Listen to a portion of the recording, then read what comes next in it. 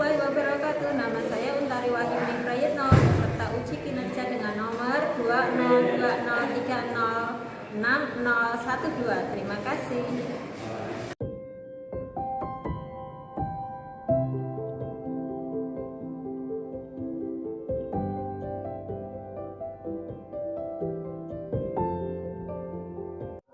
Assalamualaikum warahmatullahi wabarakatuh. Selamat pagi anak-anak. Bagaimana kabar kalian hari ini? Baik, Mas Aisul ya, bisa bantu temannya untuk memimpin berdoa? Silakan Mas Aisul, dinyalakan mikrofonnya. Attention please. And before we start our lesson and pray together.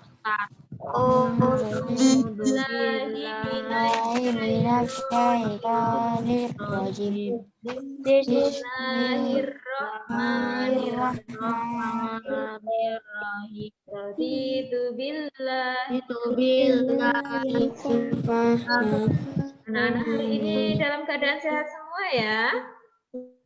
Sehat alhamdulillah. Karena apa anak-anak? Sehat itu nikmat yang luar biasa yang diberikan Allah kepada kita. Kita tidak usah membeli, kita sudah diberi kesehatan.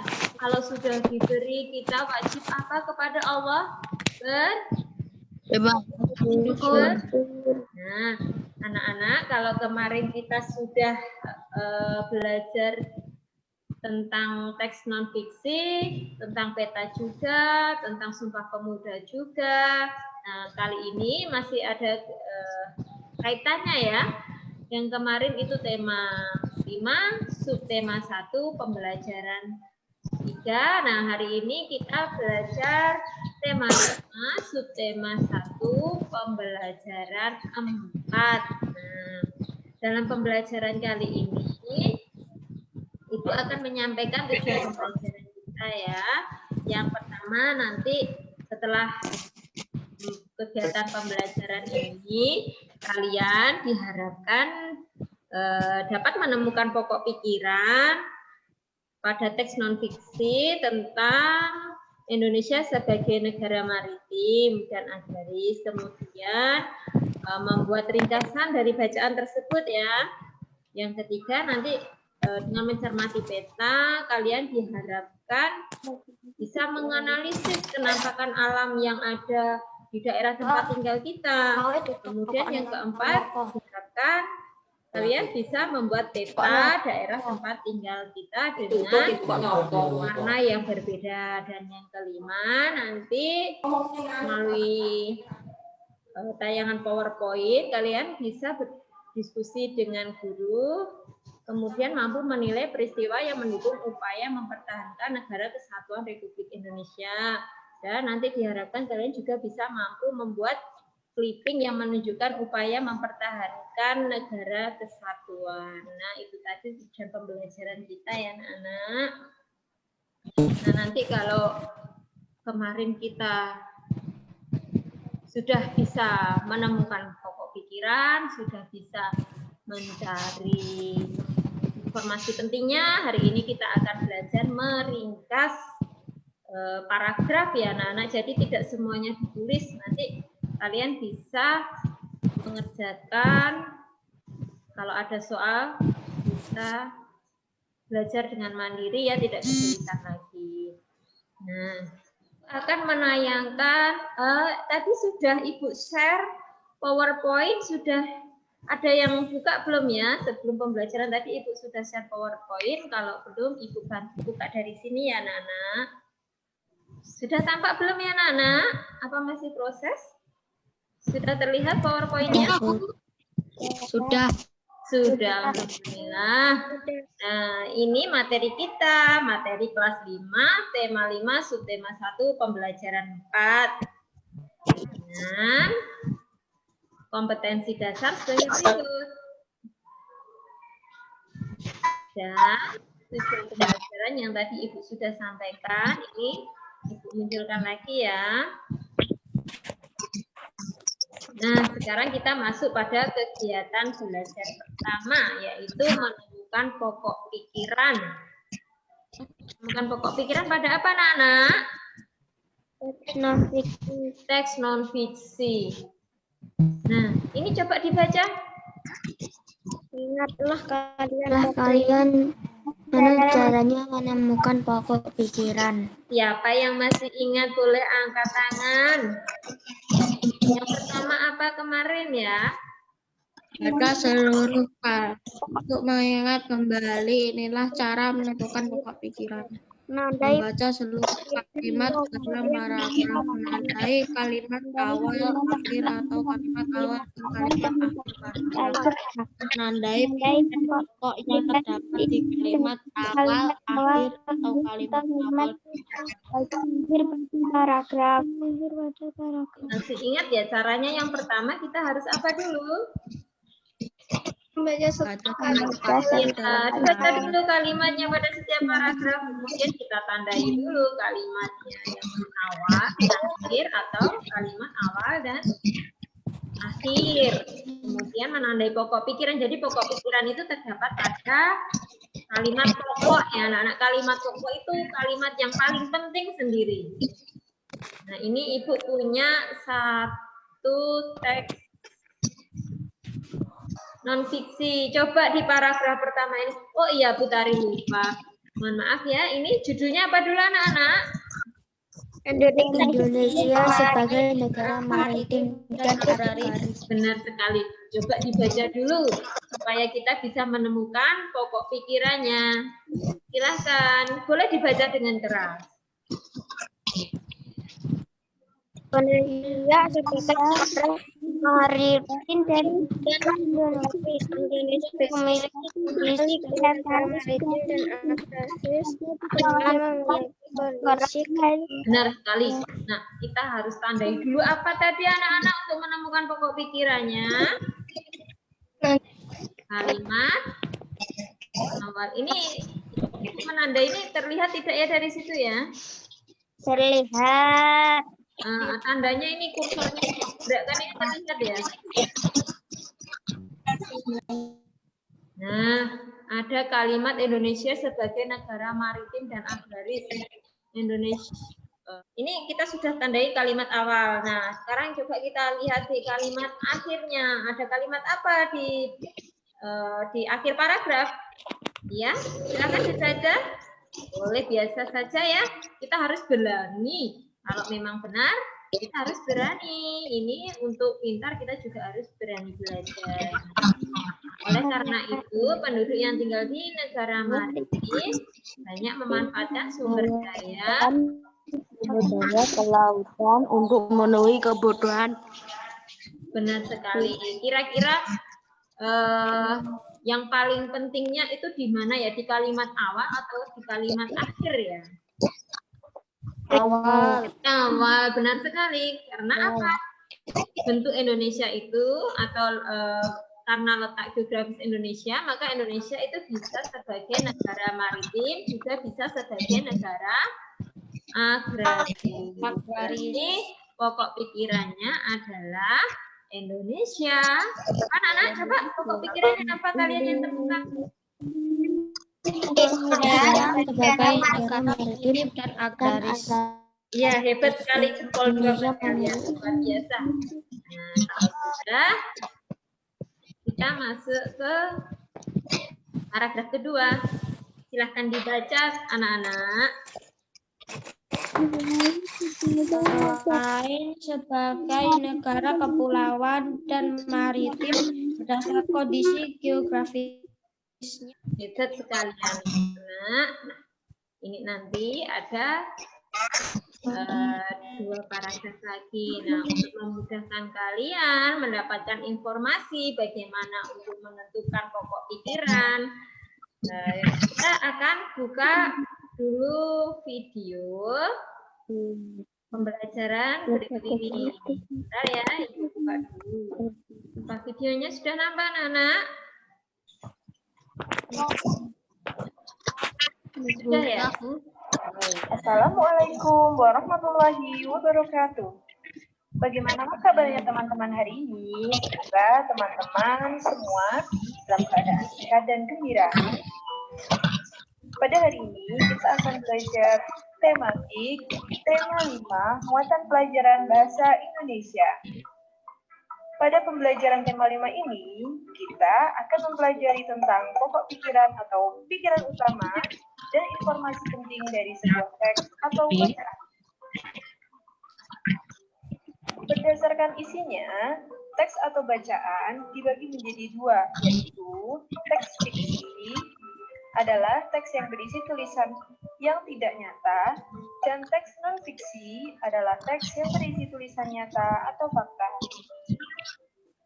Dalam sebuah teks atau bacaan terdiri dari beberapa paragraf.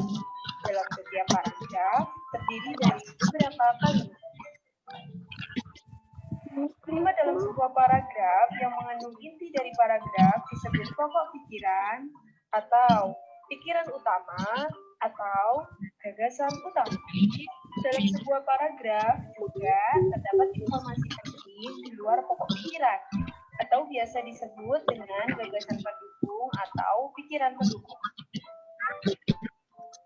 Untuk mempermudah dalam memahami bacaan yang panjang, juga dapat dibuat sebuah ringkasan yang berisi pikiran utama dan informasi penting atau pikiran pendukung. Selain dibuat ringkasan, juga dapat dibuat menjadi peta pikiran. Untuk lebih jelasnya, mari kita perhatikan contoh bacaan di buku siswa tema 5 halaman 3 yang berjudul ekosistem. Dari bacaan tersebut, kita dapat menemukan pokok pikiran dan informasi penting dalam setiap paragrafnya. Pokok pikiran dan informasi pentingnya adalah sebagai berikut. Paragraf 1, pokok pikirannya adalah lingkungan adalah segala sesuatu yang berada di sekitar makhluk hidup. Informasi pentingnya adalah sebuah lingkungan terdiri atas bagian yang hidup dan bagian yang tak hidup. Nah, ini ada, sebentar ya anak-anak, ini ada pokok pikirannya yang di bacaan kita memang berbeda ya, tapi ini masih sama seperti yang kemarin kita pelajari di pembelajaran 1, yaitu tentang ekosistem. Nah, ini materinya masih tentang ekosistem. Untuk lingkungan adalah segala sesuatu yang berada di sekitar makhluk hidup. Ini adalah bentuk pokok pikirannya. Sedangkan untuk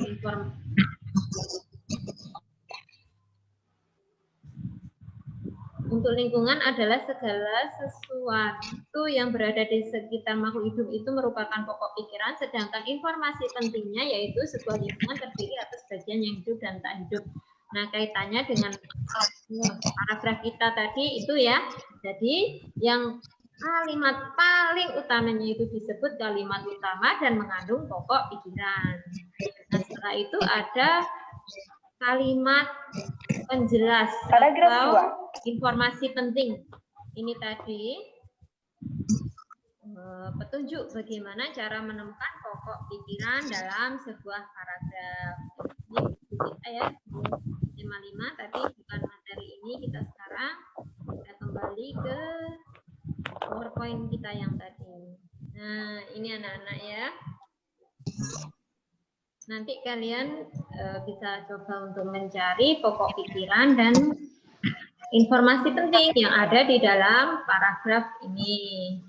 Kira-kira bisa untuk dikerjakan anak-anak? Bisa diisikan. Ini nanti Ibu skip dulu, Ibu stop dulu Zoom-nya. Terus kalian mengerjakan dulu ya untuk bisa mencari pokok pikirannya di sini. Ya, Ibu buka dulu dari sini. KPB. Nah, ini anak-anak. Kalau tadi kita sudah belajar untuk menentukan pokok pikiran, untuk menemukan pokok pikiran, sekarang ada tugas melalui ELKPD yang linknya sudah Ibu share di WA group tadi. Ini nanti ditulis namanya, ditulis nomor absennya ya anak-anak. Nah, ini ada teks di sini. Kalian bisa baca, ini paragraf 1, ada paragraf 2 dan paragraf 3. Kalian isikan di sini pokok pikiran paragraf 1 sama dengan. Kalau sudah, lanjut ke B. Nah, ini tugas kalian adalah membuat ringkasan. Jadi dari pokok pikiran dan paragraf penting tadi, sama jangan takut salah, tapi harus berani mencoba. Silahkan, selamat mengerjakan. Nah, anak-anak, setelah mengerjakan ELKPD untuk paragraf yang pertama, sudah ditemukan ya pikiran dan informasi pentingnya. Anak-anak sudah bisa mengerjakan ELKPD-nya, ada kesulitan apa tidak ya? Jawabannya hilang, Bu. Dari paragraf pertama, coba Aizu dicari mana pokok pikirannya. Indonesia sebagai negara maritim dan agraris, Indonesia memiliki kondisi geografis yang unik di antara negara-negara yang ada di kawasan Asia Tenggara. Ya, berarti pokok pikirannya adalah Indonesia sebagai apa, Mas Aizu? Negara maritim dan agraris. Nah, coba sekarang Mas Aizu temukan di mana kasih pentingnya. Bentuk negara yang terdiri dari pulau-pulau seperti Indonesia disebut negara kepulauan. Benar sekali, hebat, luar biasa Mas Aizu. Anak-anak ada yang jawabannya sama dengan Mas Aizu atau punya jawaban sendiri untuk pokok untuk informasi pentingnya? Sama. Sama ya. Jadi di situ ya pokok pikirannya adalah Indonesia sebagai negara maritim, dan untuk informasi pentingnya adalah untuk negara yang terdiri atas pulau seperti Indonesia disebut sebagai negara kepulauan. Nah, sekarang kita lanjut ke paragraf kedua. Coba siapa yang mau atau yang bisa untuk menjawab paragraf 2, silahkan. Angkat tangan siapa? Mas Nadif bisa bantu Putari untuk menjawab paragraf kedua ini, pokok pikirannya ada di mana? Maksudnya pokok pikirannya apa dan informasi pentingnya apa? Silahkan Mas Nadif. Berdasarkan kondisi geografis, Indonesia juga merupakan negara agraris.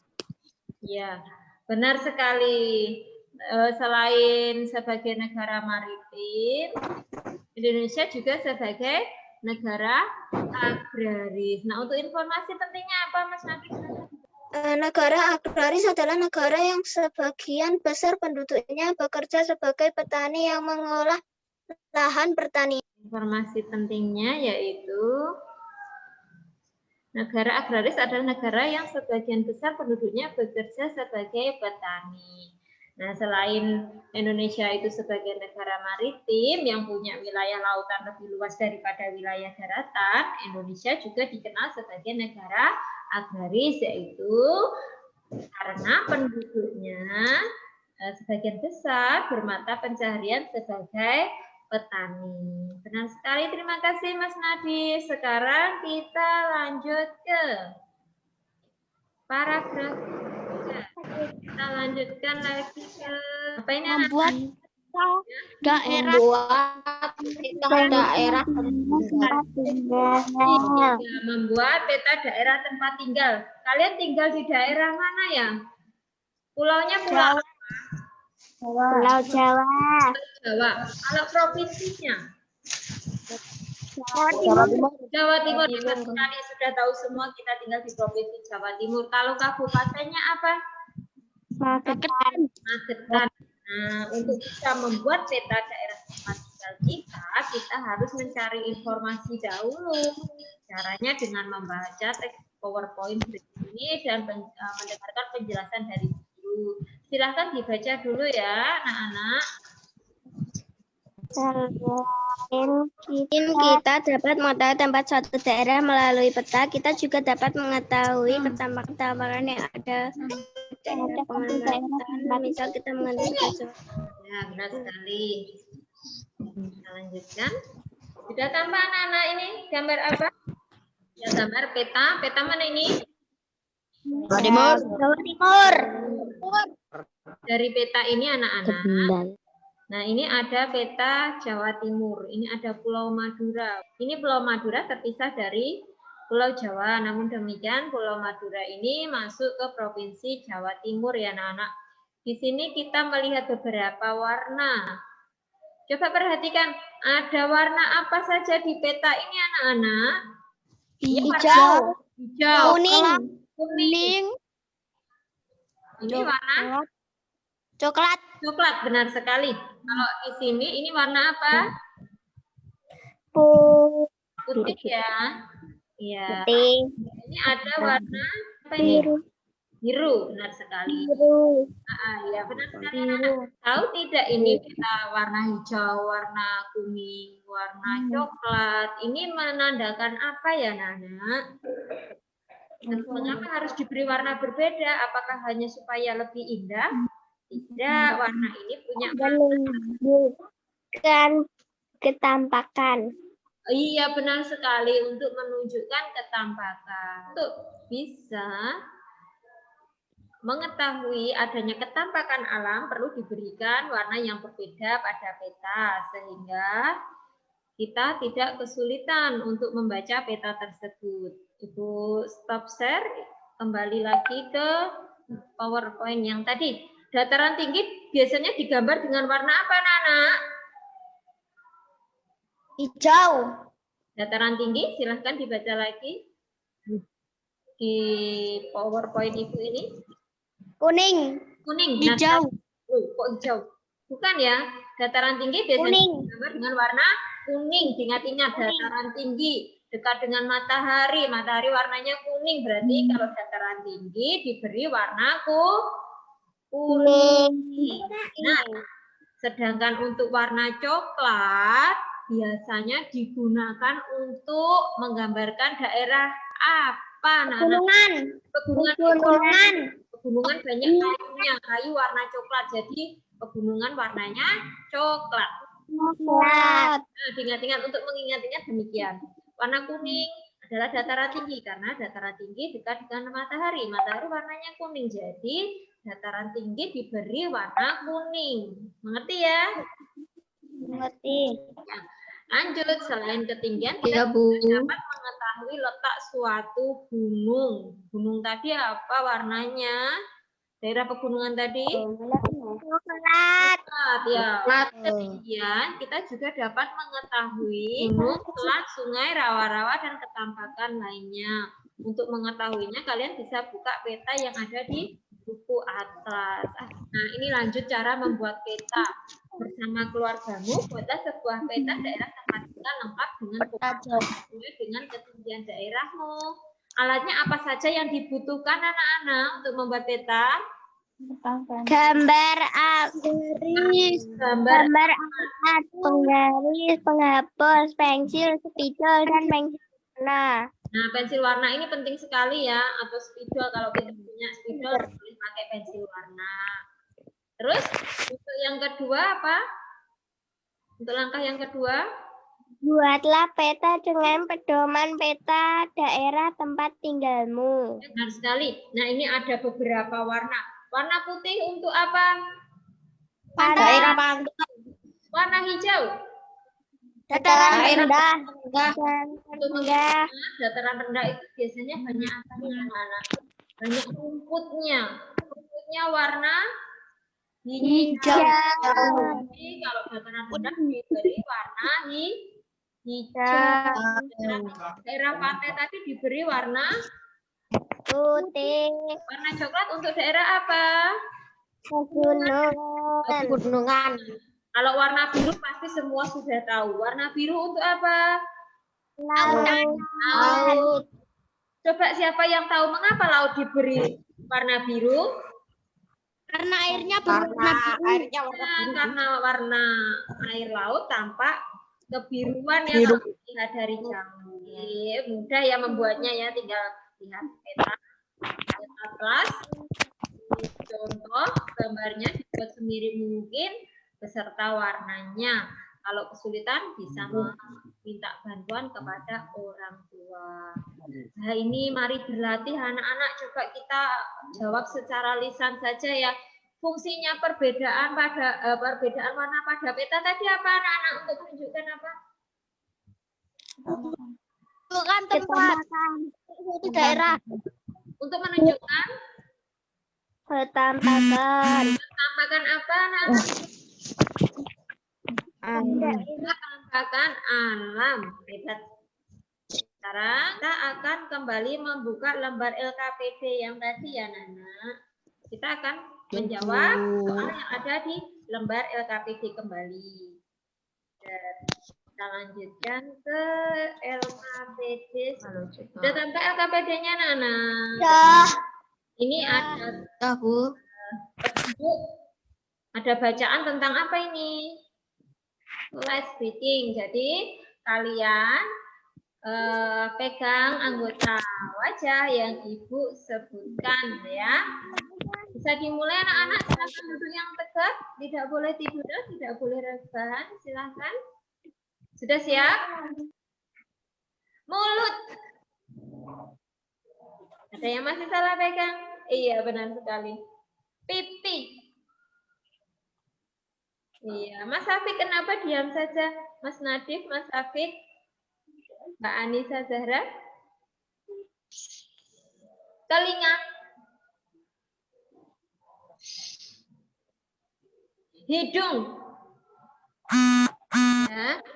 Kegiatan yang ketiga yaitu mengenai upaya untuk mempertahankan kesatuan negara Republik Indonesia. Sudah nampak PowerPoint-nya anak-anak?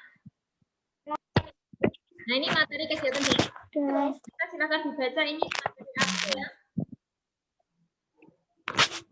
Membuat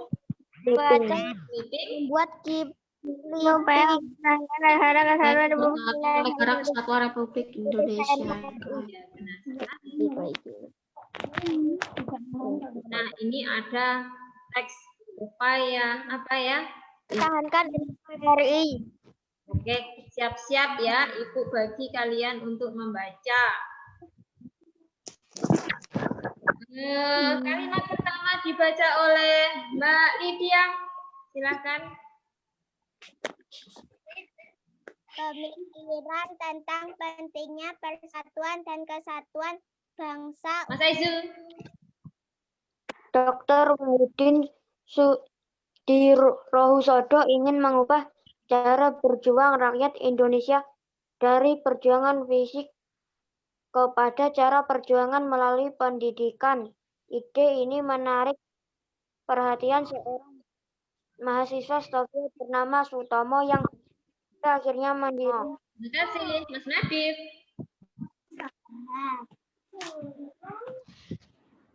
Perjuangan Dr. Wahidin Sudirohusodo dan Dr. Sutomo adalah berusaha membangkitkan kesadaran masyarakat Indonesia kala itu terhadap pentingnya persatuan dan kesatuan bangsa tanpa perlu mempermasalahkan perbedaan agama dan suku. Ya, dilanjut. Ini anak-anak nanti tugas kalian yaitu menjawab. Kita jawab secara lisan saja yang nomor 1. Mengapa tanggal 20 Mei merupakan tanggal berdirinya organisasi Budi Utomo diperingati sebagai Hari Kebangkitan Nasional? Mengapa anak-anak? Tadi di sini ada ya tanggal 20 Mei 1908. Sekarang diperingati menjadi Hari Kebangkitan Nasional. Karena dengan berdirinya organisasi Budi Utomo menjadi tonggak apa ya? Peristiwa Sumpah Pemuda ya. Nah, kalau kalian masih kesulitan nanti ini bisa tanya ke orang tua ya. Nah, tugas kalian nanti dengan orang tua untuk mencari informasi tentang upaya mempertahankan negara kesatuan Indonesia atau NKRI yang dilakukan oleh pemerintah dan masyarakat. Informasi tersebut bisa berupa gambar, berita atau artikel. Jadi nanti kalau di koran, di majalah atau di Google bisa cari informasi atau gambar mengenai usaha mempertahankan negara Republik Indonesia yang bisa dilakukan oleh masyarakat. Contohnya apa saja tuh usaha yang bisa untuk mempertahankan negara kesatuan Republik Indonesia ini? Supaya kita apa anak-anak? Belajar. Nah, setelah ini kalian bisa buka lembar LKPD. Silahkan dibaca dulu upaya mempertahankan negara kesatuan Republik Indonesia. Dijawab di sini. Pertanyaannya sama seperti yang tadi ya. Ibu beri waktu. Silahkan. Terhadap berdirinya organisasi Budi Utomo. Jadi Dr. Wahidin Sodro tadi berperan terhadap apa atas berdirinya organisasi Budi Utomo ya. Kemudian yang ketiga apa anak-anak? Coba dibaca nomor 3 anak-anak. Apa saja yang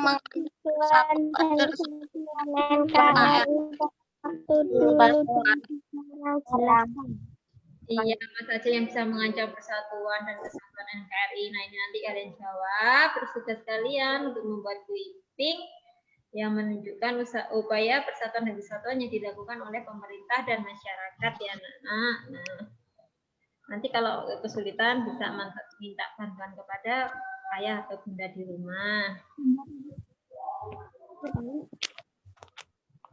Nah, untuk mengukur kemampuan kalian, Ibu lanjut. Nah, ini ada namanya evaluasi atau evaluasi elektronik ya Nana yang bisa kalian buka di link Google Drive yang sudah Ibu kirim. Nanti silahkan dijawab. Ini ada 10 soal pilihan ganda. Kemudian ada 3 soal isian singkat dan ada 2 soal uraian singkat. Tugasnya meringkas paragraf, kemudian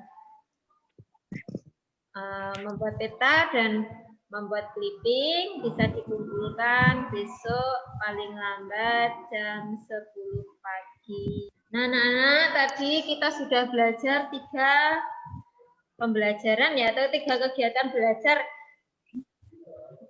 Bisakah kalian menyimpulkan apa saja yang sudah kita pelajari hari ini? Yang pertama apa tadi? Indonesia merupakan negara maritim dan agraris. Yaitu teks non-fiksi. Apa yang kita pelajari dari teks non-fiksi itu? Untuk menemukan apa tadi ya? pokok pikiran. Pikiran, benar sekali. Masih penting. Penting, kemudian dari pemikiran dan informasi penting itu kita membuat apa tadi? Ringkasan. Untuk kegiatan belajar kedua kita belajar tentang apa tadi anak-anak? Peta. Peta dan pemberian apa tadi? Pemberian apa? Warna. Warna. Ya, pemberian warna pada peta ya. Kemudian yang ketiga tadi kita belajar tentang apa ya? Clipping. Membuat clipping supaya mempertahankan negara kesatuan Republik Indonesia. Dengan belajar hari ini diharapkan ada ilmu yang kalian serap dan bisa diterapkan nanti walaupun kita masih dalam keadaan yang belajar dari rumah, tapi tidak boleh malas belajar. Tetap baca buku, tetap belajar supaya lebih bisa menanamkan rasa cinta tanah air. Mari kita menyanyikan lagu Satu Nusa Satu Bangsa. Siap? 1, 2, 3. Satu Nusa Satu Bangsa. Nah, sebelum mengakhiri pelajaran hari ini, mari kita kita berdoa sesudah belajar dulu yang dipimpin oleh siapa? Jadi Mas Safik, silakan Mas Safik.